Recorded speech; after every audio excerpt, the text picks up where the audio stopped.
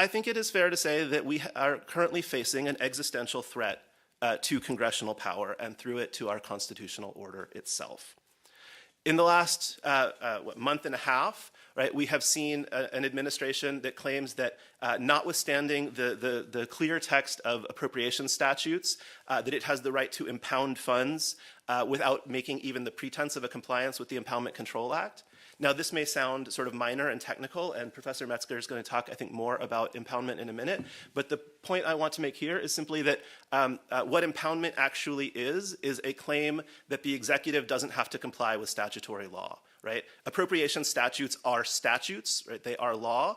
And for the executive to say, we don't have to spend money that has been appropriated in a mandatory fashion is simply to say, we get to choose when we will comply with statutory law and when we won't.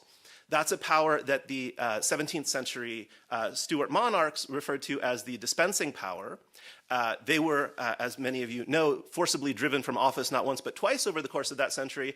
And indeed, the first two provisions of the 1689 Bill of Rights after the Glorious Revolution are dedicated to denying what it calls the pretended power of suspending or dispensing with the laws, right? And yet that is the claim that the current administrator of the Office of Management and Budget has made, that the president has an inherent right to do that.